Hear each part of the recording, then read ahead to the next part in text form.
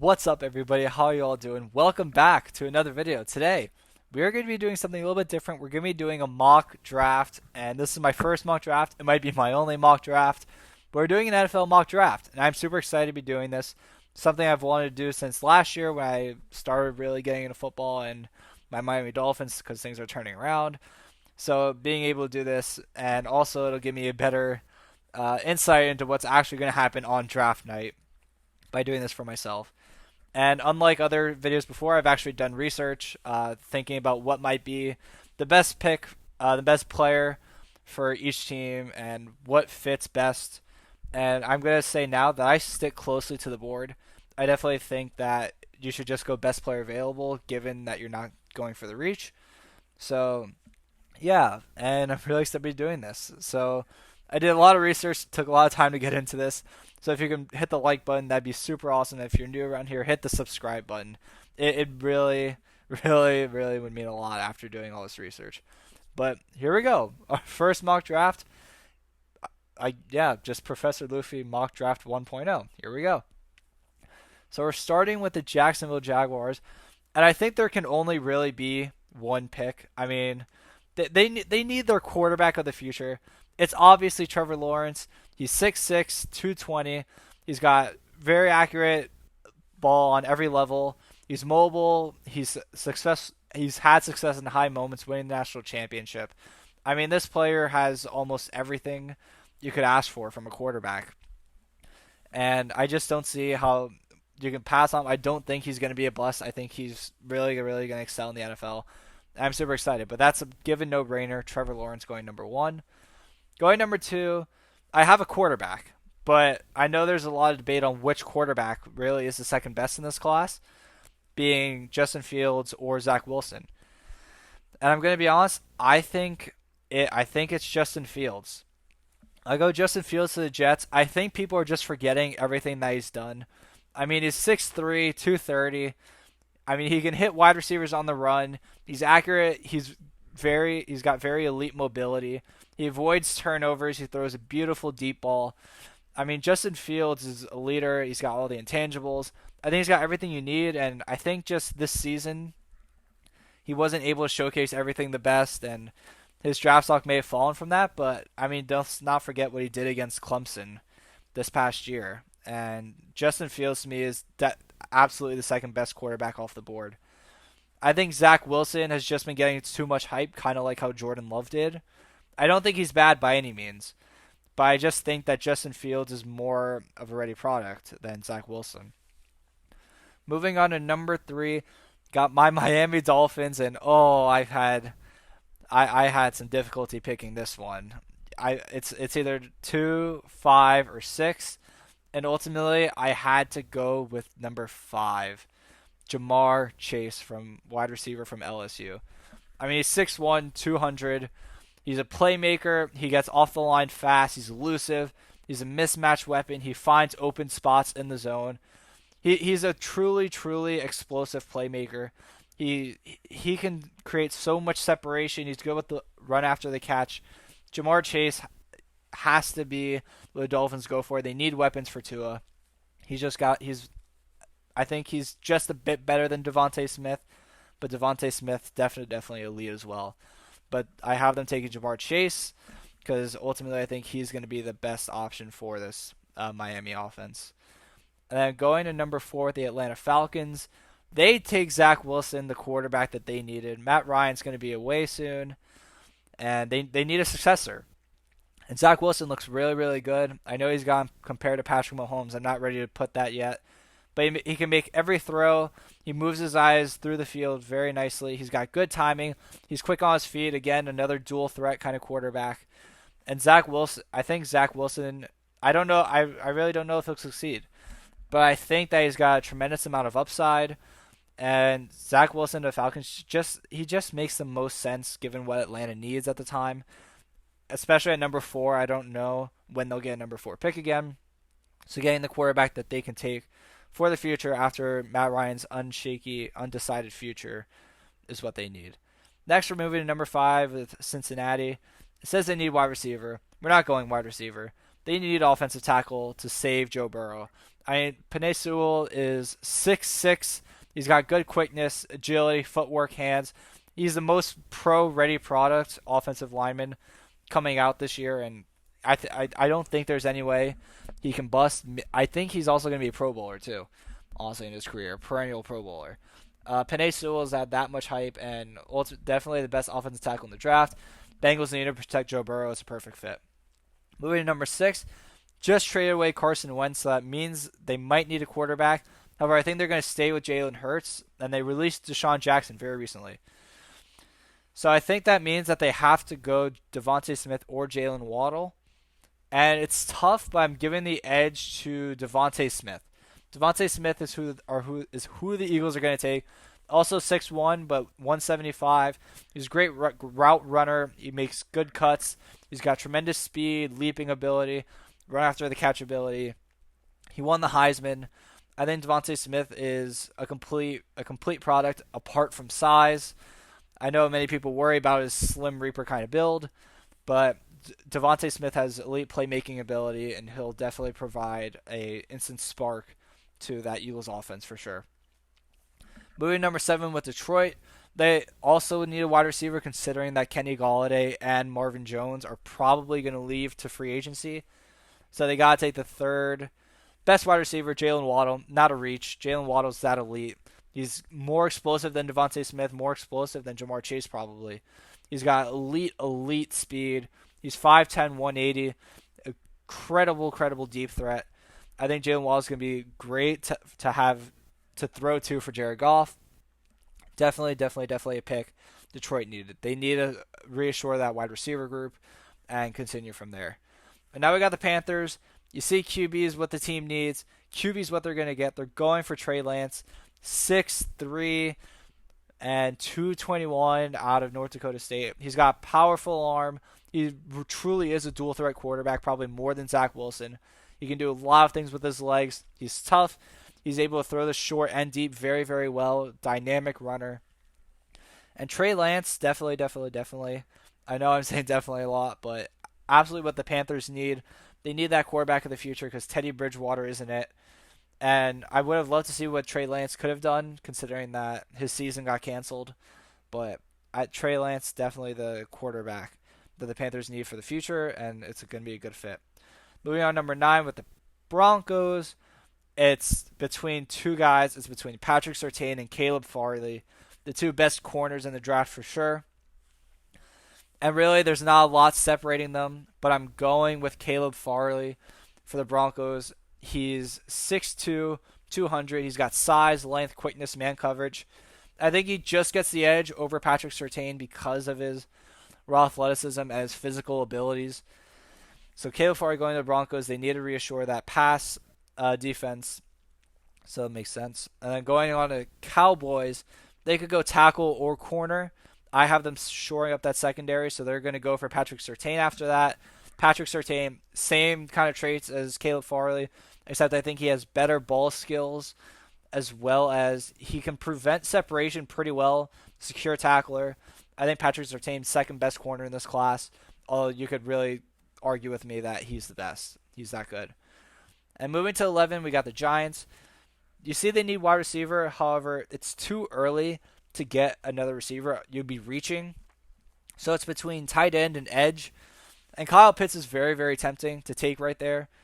Without a doubt. I mean, Kyle Pitts is so good.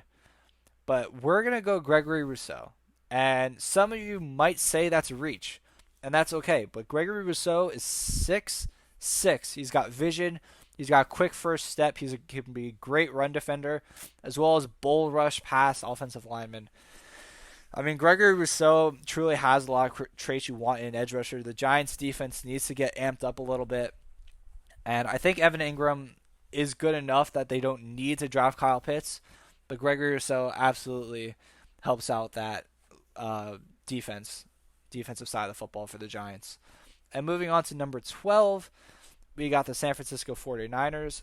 And they might not need it, but I'm going Kwity Paye. Kwity Paye, I think the Niners have found a theme in which they draft first-round edge rushers, front seven, so that way they can get to the quarterback. And Kwity Paye is going to help them with that. I mean, he's 6'4", What else? 6'4". He's 280. He's got plenty of power. He can collapse the pocket. Kwity Paye is going to bull rush right in for that San Francisco defense.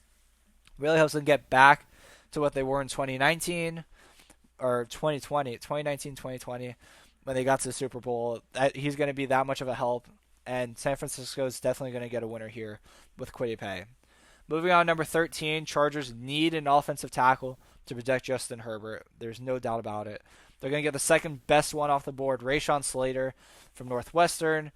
He's 6'3". He's got 306. He's very fast for an offensive lineman. He's got great hand placement, and he can hit on those combo blocks. He's going to be able to protect Justin Herbert for a long time. Justin Herbert needed more time in the pocket last year to be able to air it out. Rashawn Slater's absolutely going to help him with that. So it's a good pickup for the Los Angeles Chargers. And number 14, Vikings don't generally make a lot of flashy picks. So I think for this one, we're going to go not so flashy, but something that they're absolutely going to need. And we're going to go Elijah Vera Tucker, that interior offensive lineman.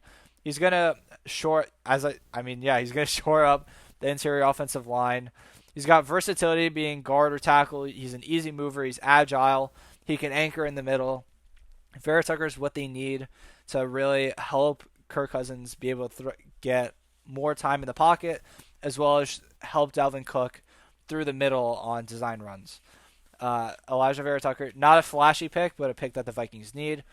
Going on the Patriots, they need playmakers. They absolutely need playmakers. Receiver, tight end, whatever they need it. They need playmakers, and giving them the best one left, Kyle Pitts for sure.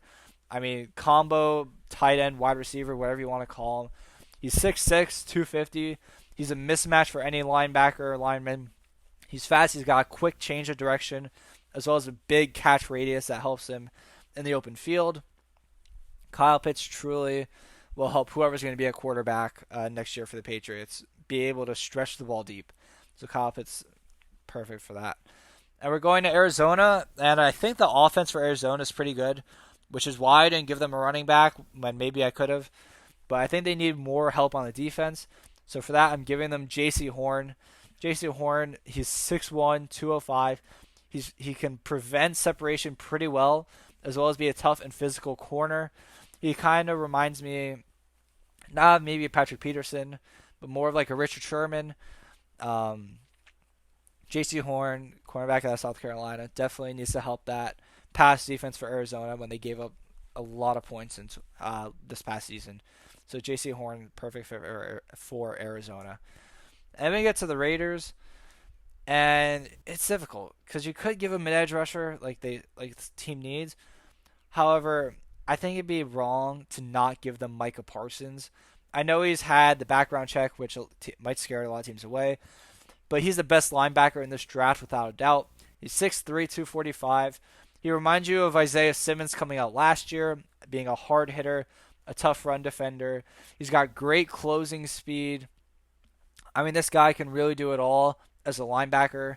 Great. I mean, just all around perfect. Whether it's rushing the quarterback, dropping pass coverage, Micah Parsons gives you that element, and he's definitely going to help this Raiders defense that struggled last year in allowing points. So, Micah Parsons perfect for the Raiders.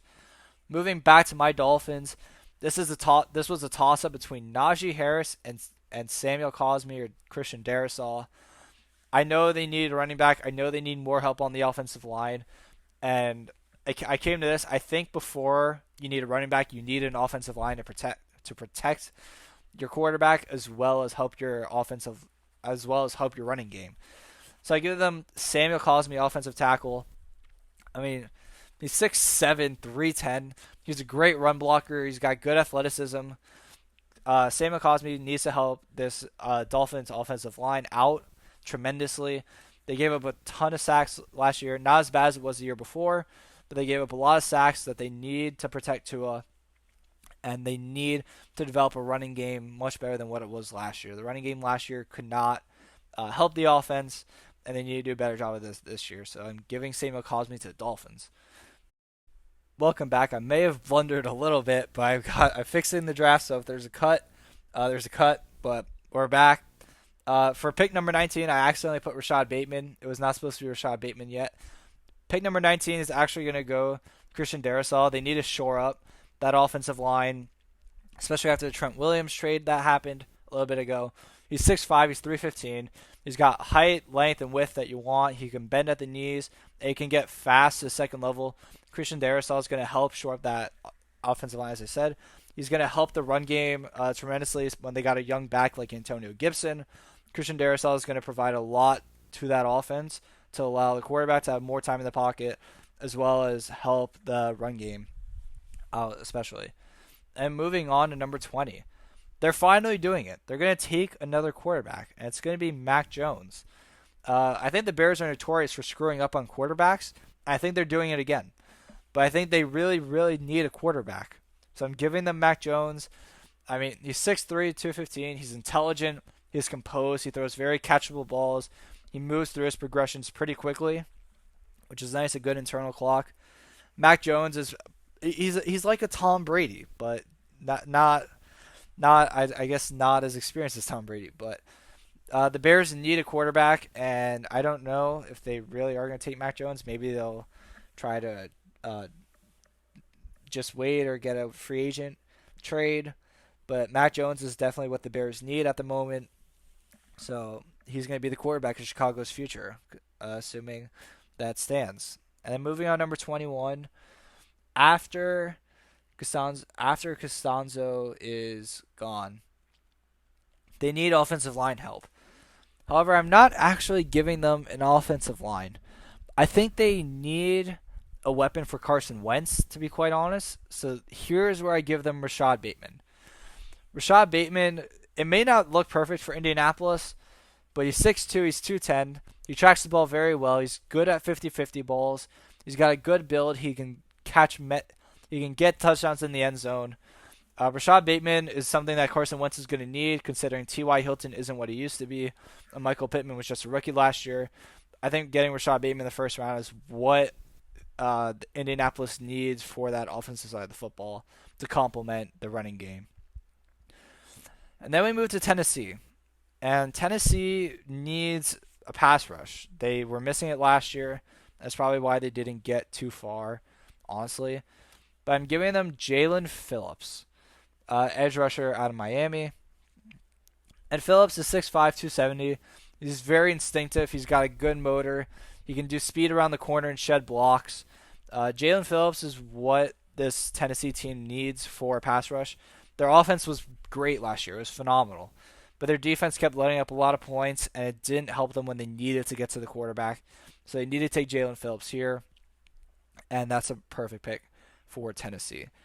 And now the Jets come back again, and this time they need to give Justin Fields another weapon, because their weapons aren't terrible right now. They could actually be a lot worse, but they aren't. But right now they need another weapon, and I'm giving them Terrace Marshall Jr. from LSU. I think people forgot about him, considering there was Justin Jefferson and Jamar Chase as well. So, pardon for everyone that forgot about him. Don't forget about Terrace Marshall. He's 6'3", 200. He's got great size and physicality, tremendous ball skills, and run after the catch ability. Terrace Marshall is going to help Justin Fields be able to stretch that ball deep, as well as that Jet offense produce a lot more than it did with Sam Darnold. So Terrace Marshall is good for the Jets here. And moving on to 24, I think this is an interesting one. I'm giving them Najee Harris. I think it's interesting because I think really all that we were saying last year is that Pittsburgh just couldn't run the football with James Conner. And I want to give them a chance, so they're going to take Najee Harris here. And I really love Harris as a prospect. I mean, he's 6'2", 230. He's got power, strength, patience. You can move the pile. You get yards after contact. I mean, he reminds me of Derrick Henry so much. And he's definitely worth a first-round pick, even though he's a running back. I absolutely think this is the best move for Pittsburgh to be able to play complementary football. Maybe they get offensive line second round, but to get Najee Harris in the first round is an absolute steal for Pittsburgh, I think. Moving on to number 25, Jacksonville comes back again. And here they're going to take where are you? you're taking an offensive lineman to help Trevor Lawrence. You gotta protect Trevor Lawrence. You just can't. You just got to your team, and now you need to protect him. You take Jalen Mayfield, offensive tackle out of Michigan. He's 6'5", 320. He's got length. He's agile. He's got good awareness, great technique, and he can anchor quite well. So Jalen Mayfield makes sense here. You gotta protect the quarterback no matter what you do. If you can't protect your quarterback, then you're not doing something right, because you need your quarterback to succeed as a franchise. And really, Jalen Mayfield's going to, at this point, with the other offensive tackles gone, Jalen Mayfield's going to provide you with the best chance of doing that. So we got Jalen Mayfield going to number 25, Jacksonville. And now you got Cleveland. And Cleveland can be very, very interesting. Cleveland, they need a lot. I mean, they don't really need a lot of different things. But the biggest thing, as it says on here, is edge. So for that, I'm giving them Joseph Asai. To complement Myles Garrett, if they can complement Myles Garrett with another great edge rusher, maybe they bring in J.J. Watt. Honestly, they might be doing that. But Joseph Asai, edge out of Texas, is going to be a good pick for the Browns. He's got great motor and hands. He's 6'3", 250. Being able to get after a quarterback is going to be great, especially for an offense that thrived last year under Stefanski. So yeah, that's really, really good pick for the Browns. Shore up defense, rush the quarterback. They're going to play great complementary football. And now you go to Baltimore.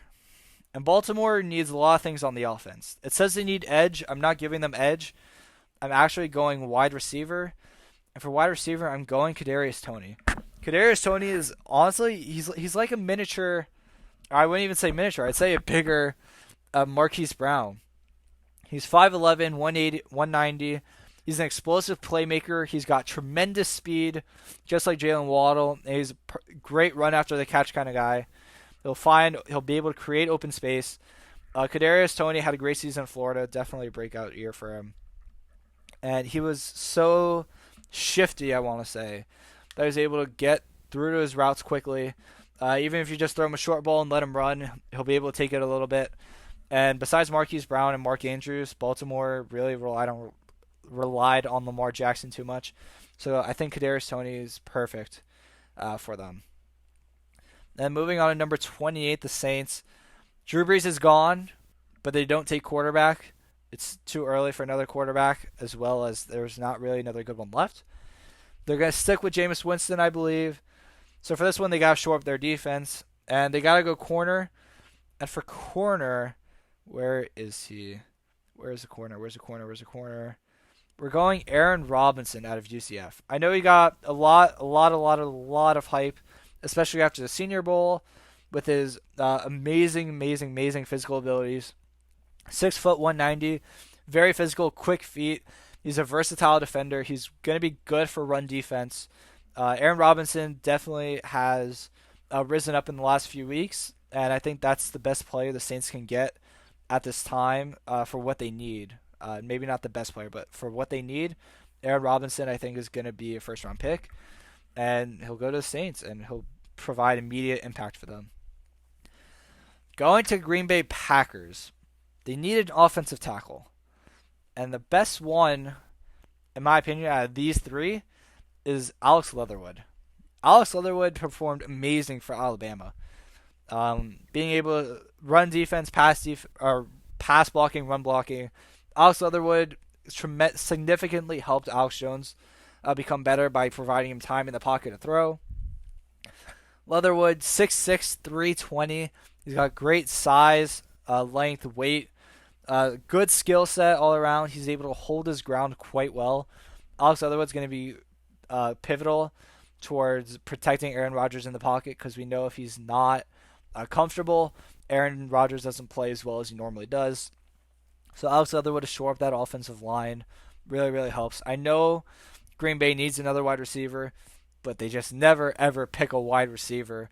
So I'm giving them Alex Leatherwood, Green Bay Packers. And now the Buffalo Bills. They're going to get an absolute steal here with Jeremiah Owusu-Koramoah. He's an absolute steal coming out of Notre Dame. He's 6'1", 215. He's got excellent pass coverage abilities, good coverage skills, can really cover wide receiver, tight end, or running back. He reads routes quite good. He's a great pursuit defender and a dangerous blitzer. I think he's just like a Micah Parsons, slightly less talented than a Micah Parsons, but overall still that kind of linebacker that's really going to be able to do so much for you.